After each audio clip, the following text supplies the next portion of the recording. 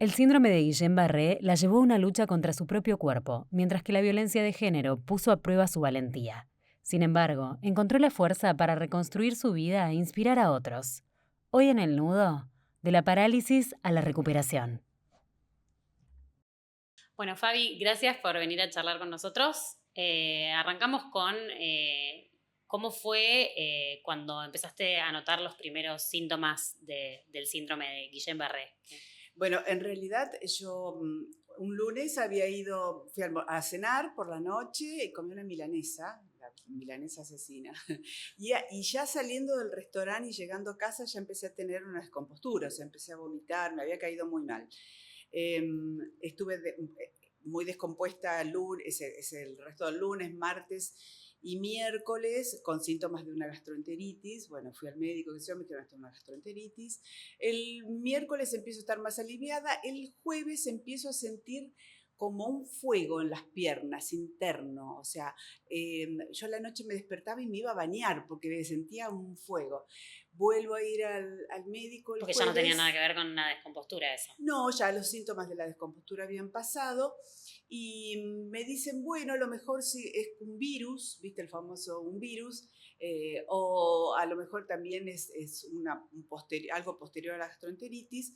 El viernes estuve peor, el sábado vuelvo a la guardia del hospital alemán, ya tenía síntomas del Guillain-Barré, que yo no lo conocía, que era el caminar tórpido, o sea, ya caminaba como con dificultad y me dolía muchísimo las piernas y me ardían. Mucho dolor muscular. Dolor muscular, pero aparte era más que dolor, era ardor. Yo sentía como que algo me estaba quemando por dentro. Pero algo más nervioso, por ahí. Claro, eso era el proceso, esto es una enfermedad autoinmune, que mi cuerpo, o sea, cuando tuve esta gastroenteritis, mi sistema inmune atacó a esa bacteria de la gastroenteritis. Bien. Y después se confundió y vio como que la vaina de mielina de mis nervios era parecida en la información a la bacteria de la gastroenteritis y la atacó y la empezó a comer. Y quedaron los nervios como un cable pelado. Por eso era el ardor. Yo sentía eso, sentía un fuego. No, y aparte con el dolor nervioso por lo general es muy difícil, espantoso. O sea, más allá de lo espantoso es muy difícil de encontrar algo que te lo alivie. Totalmente. Y bueno, y ese sábado ya quedé internada para diagnosticar que realmente sea Guillain-Barré, hacen una punción medular. ¿Al toque ya sabían que era esto? No, pero ya la clínica, toda la clínica, bueno, después te hacen una electromiografía y demás, daba como Guillain-Barré. Claro, ya se empezaba a sospechar. Ya se empezaba a sospechar. Por eso es tan importante un buen diagnóstico, porque esta enfermedad, cuanto antes, como todas las enfermedades, cuanto más precoz sea el diagnóstico, más puede empezar el tratamiento, más rápido puede empezar el tratamiento de la inmunoglobulina, que es esto, es como un filtrado de anticuerpos buenos, sanos, claro, que te los inyectan para barrer todos tus anticuerpos que están como locos. Que están desorientados. Están desorientadísimos. ¿Y cómo fue el proceso del tratamiento, el proceso de recuperación? ¿Cuánto duró la enfermedad? Estuve 11 días en terapia. Bueno, que me ahí de esta primera internación estuviste 11 días. 11 días en terapia intensiva, después pasé a sala, a habitación común y estuve 10 días más, pero quedé totalmente paralizada en una cama. No podía caminar, no podía... A ver, la primera parálisis fue, digamos, hasta la cintura. O sea, pies va subiendo, es ascendente la parálisis. Okay. Pies, piernas, llegó hasta la cintura. Esto puede tomar el aparato respiratorio, puede tomar el corazón, por eso es riesgoso. Pero como yo empecé el tratamiento precozmente, entonces es como que medio como que se detuvo y un día yo sentía la cara, no me tomó los brazos, nada, yo sentía como la cara rara, como que... Entonces yo le pido a las enfermeras un espejo y me dicen, no hay espejo, acá no hay espejo, bueno, no sé. Raro. Raro, yo digo, qué raro, porque bueno, obviamente yo no podía ir al baño, no podía nada. Claro, si no tenías paralizadas las piernas. Entonces, de pronto veo que entran todos los médicos con una sonrisa. Y yo digo, ¿qué les pasa? Estos están locos. Y yo no sé cómo, o tuve un celular o me dieron un celular, no recuerdo mucho, y me vi que tenía la cara, todo el costado derecho, paralizado y todo caído hacia abajo. Me imagino la desesperación. Claro, y yo, ¿de qué se ríe esta gente? Estaban felices. Entonces me dicen, no, quiere decir que la parálisis ya pasó. O sea, el último punto que te paraliza es la cara. Okay. Entonces ya no te iba a afectar el aparato respiratorio ni el corazón. Entonces a partir de ahí empezaba la rehabilitación, la recuperación. Ahí va. Por eso estaban contentos. Claro, yo no se estaban burlando, tal cual. Y a partir de ahí, ¿cómo siguió el proceso? Y a partir de ahí, bueno, empecé la rehabilitación. ¿Ya en tu casa? No, ya en el hospital. Todavía en el hospital. En el hospital alemán me traté. Empecé, bueno, a pararme. Yo empecé con todas las barras paralelas, el andador. No tenía fuerza en las piernas. ¿Cuánto tiempo estuviste en la cama? 21 días. 21 días. 21 días. Claro, se te debilitaron todos los... ¿No? Y aparte la orden que yo le mandaba o sea, pensamos que ese cable quedó sin conexión. Claro. Entonces, la mielina que uno empieza a fabricar de nuevo no es como la que hizo mi mamá. Es como una mielina de segunda, está emparchada. Okay. Entonces, esto lo digo, es un lugar muy coloquial, digamos, claro, como para que se entienda. Entonces, no es lo mismo. Entonces, yo tuve que aprender a caminar de nuevo, a pararme. Bueno, lo primero que se me fue la parálisis de la cara. Okay. O sea, lo último que llegó, también fue lo primero que se recupera. Okay. Sí. Y ahí empezaste con la rehabilitación, ¿que cuánto tiempo duró? Bueno, hasta hace un año. Sigo. Porque esto fue en 2014 o 2015. Esto fue en 2016. 2016. Okay, ya 8 años. 8 años. Al principio transité, porque esta vaina de mielina, el nervio lleva la acción motora y también lo sensitivo. Entonces yo lo motor lo recuperé bastante rápido, digamos. Okay. Pero me quedó debilitada la parte sensitiva. Entonces yo transité todos estos años con mucho dolor. Okay. Con mucho dolor de todo el hemisferio derecho, digamos. Claro, sí, aparte es el dolor que hablamos recién, dolor relacionado claro, con los nervios, que es el peor de todos. Uh-huh. Cuando empezaste como a recuperarte y a volver con tu vida, ¿supiste que te lo puede haber generado? ¿O se sabe? Bueno, lo fisiológico, digamos, fue esa intoxicación. O sea, esta enfermedad autoinmune se puede desencadenar por una gripe fuerte, una vacuna, una gastroenteritis, como en este caso, una operación, algo en el que tu cuerpo, su sistema inmune esté comprometido, se active. Por eso hubo muchos casos de Guillain-Barré luego de la experimentación de las vacunas contra el COVID. Okay. O sea, aumentaron un montón porque, bueno, es como que el sistema inmune se confunde. Okay. Esa es la parte física. Pero yo creo que también todo esto tiene como un caldo de cultivo de lo emocional. Okay. O sea, uno baja... Hay mucho de que las enfermedades están relacionadas con lo emocional. Exactamente.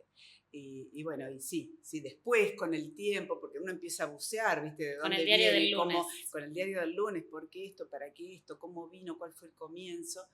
Y después pude discernir que sí, que yo hace un año que estaba casada y me había enterado... ¿Cuándo se desencadenó el síndrome? Hace un año. Hace un año. Yo me había enterado un mes y medio antes, que mi marido se había ido a Nueva York a correr una maratón con una exnovia. Okay. Y fíjate lo que es la vida, ¿no? Yo en ese momento, cuando recibí esa noticia, me quedé paralizada. Y después fue lo que me pasó, ¿no? Bueno, en ese momento, obviamente, probablemente no lo habías asociado. No lo relacioné en lo más mínimo. Después, viste, bueno, tampoco sé si esto tiene una conexión directa y si es tan así, pero es como muy llamativo. Coinciden mucho los tiempos. Mucho. Sí, coinciden mucho. Y bueno, otra cosa que vos solés hablar mucho es justamente de esta relación. ¿Cuándo vos te empezaste a dar cuenta de que esa relación era quizá tóxica o abusiva? Y bueno, ahí también cuando tuviste que atravesar la enfermedad. Claro, porque, a ver, en ese momento, al principio no, porque yo estaba muy concentrada en recuperarme. Pensaba que yo estaba en una... Era el 100% de tu energía estaba puesta en eso. El 100% de mi energía estaba puesto ahí.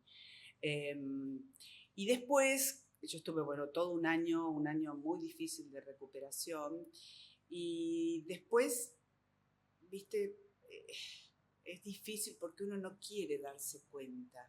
muchas veces. Y esta persona encima es como que se disfrazaba de la persona que me cuidaba, que me llevaba, que me alzaba, que me hacía subir la escalera, entonces hay una parte de uno que quiere creer. Sí, que estaba acompañando. Que me estaba acompañando, que me estaba cuidando, que no era tan como yo pensaba, porque las alertas y las banderas rojas aparecen siempre. Sí, cuando uno tiene el diario del lunes, se ven más rojas. Más rojas todavía. En ese momento es como que uno dice, ay, no, pero mirá, sí, y a veces uno intenta justificar, y además del otro lado tenés una persona que manipula. Sí. Entonces es como que tienen un arte muy especial como para que uno mismo empieces a buscar también que la responsabilidad es tuya. Sí, obvio, que te culpes. Claro, la responsabilidad es mía, ¿no? Quizás yo hice esto mal, quizás yo molesté acá. Exacto, yo contesté mal acá, yo dije mal acá. Eso también yo creo que tiene mucho que ver con una cultura que nos cría a las mujeres en complacer y como en buscar, si esto está fallando es porque yo no estoy haciendo lo suficiente, o no estoy cediendo lo suficiente. Exactamente, si yo no hubiese dicho tal cosa no hubiésemos discutido, y si yo me hubiese reído con su chiste, a lo mejor él no se hubiese enojado.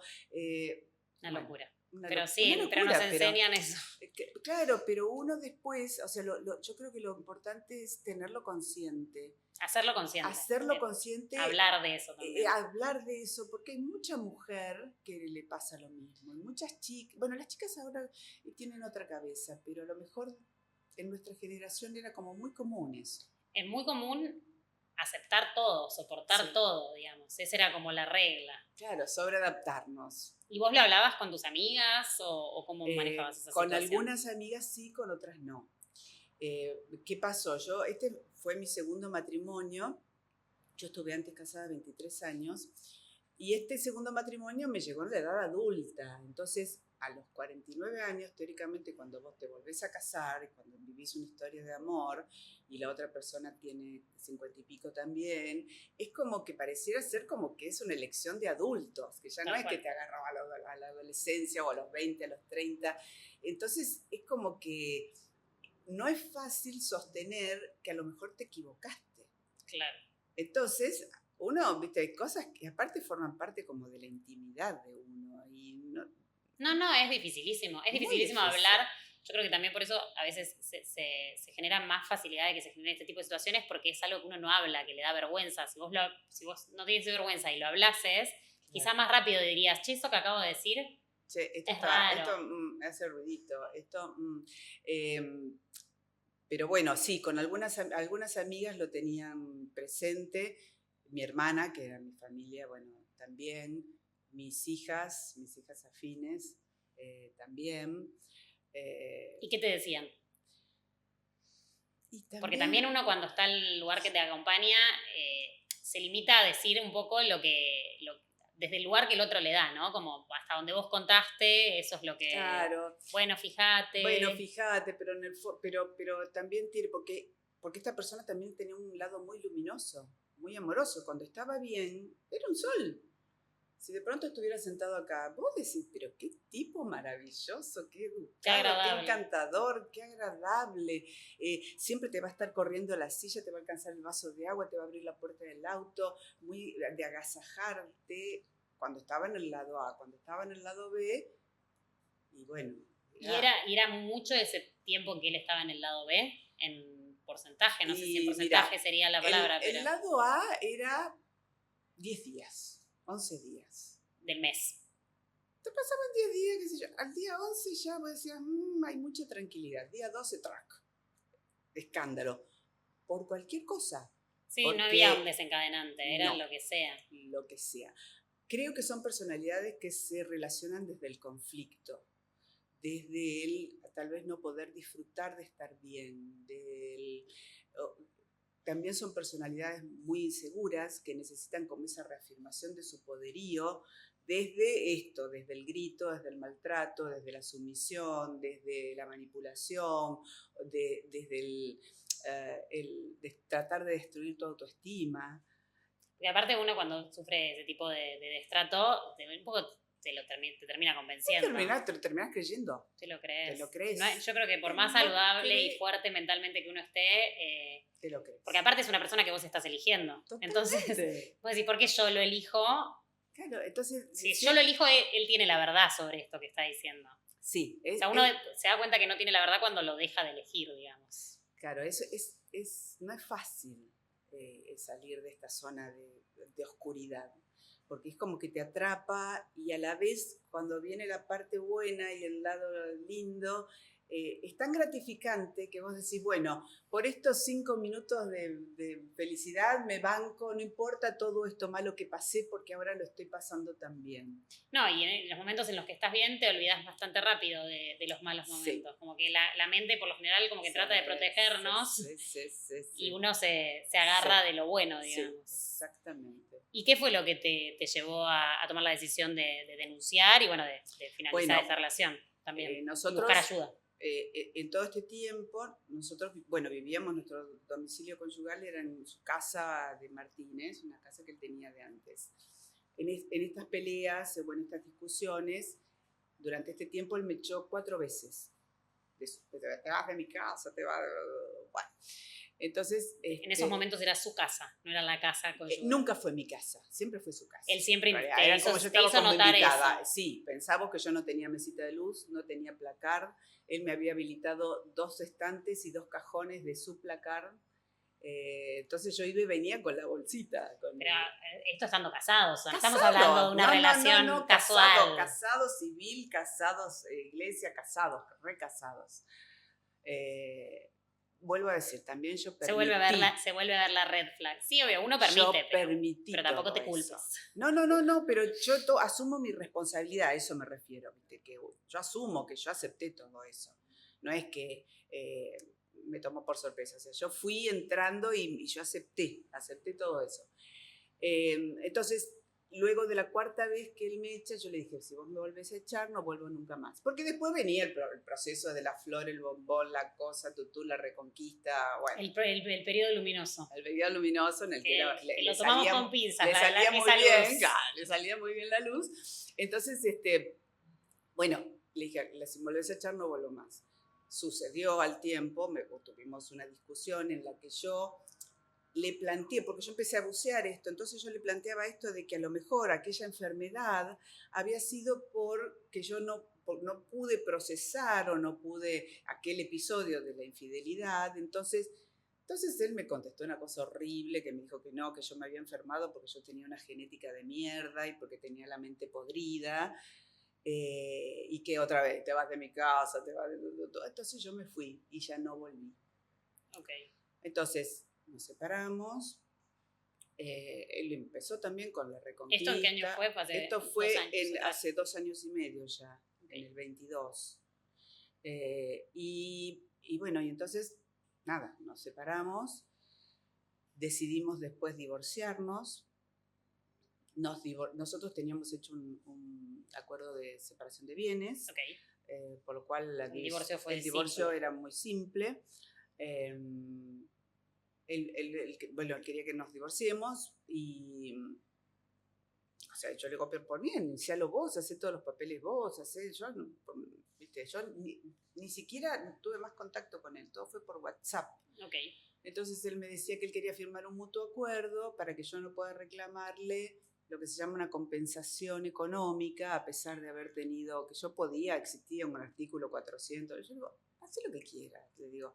Entonces él me dijo, mira, si vos no firmás mis condiciones, yo te voy a poner los mejores abogados, te voy a hacer mierda, lo vas a pagar con tu salud y no me va a importar, toda una cosa así. Yo le dije, primero se desligaba de tu salud y después la usaba para amenazarte. Entonces yo le dije, ¿dónde querés que te firme? ¿Dónde? Sí, no, aparte tampoco que vos estabas buscando algo. No, exacto. Bueno, ya divorciados, ya todo, ya nada. Lo único que había quedado pendiente eran mis teléfonos. Yo tenía una línea telefónica de toda la vida que en la pandemia yo se la pasé a su empresa porque me había quedado sin trabajo. Okay. Entonces, y usaba otra línea alternativa que era de la empresa de él con 2 aparatos míos, 2 dispositivos míos. Okay. Entonces un día él, de la noche a la mañana, me denuncia las 2 líneas por robadas. Entonces yo me quedé sin conectividad en la mitad del programa de televisión, no podía acceder a ninguna de mis aplicaciones, ni a mi mercado, ni a mi cuenta, ni a mi nada. Claro, sin datos, sin redes. Sin datos, sin nada. Entonces, y además me denunció los dispositivos. O sea que yo por más que comprara otra línea, no podía usar los aparatos. Claro. Entonces ahí dije, bueno, esto es demasiado, y ahí fue que hice, porque además hubo un montón de otras amenazas y cosas, no me quería volver a la llave de mi casa, me amenazó con publicar videos íntimos. Un día o sea, vos por así decirlo, no, como vos no quisiste generarle el conflicto, él quería seguir teniéndote agarrada de algún lado. Y buscaba quería hacerme cosas, daño, porque claro. esto de cortarme los teléfonos era solamente para hacer daño, no tenía otra explicación. ¿Para qué hacía eso? Sí. Entonces, bueno, no ganaba absolutamente nada. No ganaba nada y no Más teníamos nada pendiente. Claro. Y no me quería dar la portabilidad de mi número histórico, que para qué lo quería él. Sí, no. Bueno, y como eso, un montón de historias y cosas, y bueno, ahí fue que decidí hacer la denuncia por violencia de género, porque en realidad era una violencia psicológica, era una violencia económica. Es una más dentro de las que hay, que son un montón dentro de las violencias machistas. Exactamente. Y bueno, y ahí el juez determinó eso, que él había sido quien había cortado, le obligó a que me devuelva los aparatos. ¿Y vos en ese momento estabas con un botón antipánico, ahora seguís con el botón antipánico? Sigo con el botón antipánico, okay. Pero ahora no puedo hablar porque él interpuso una medida sobre esta última causa, pero sigo teniendo botón antipánico. Ok. Sí. Y bueno, para ya ir cerrando esta charla, ¿qué le aconsejarías o qué le dirías a una persona que esté pasando por una situación similar? Primero, que se priorice ella.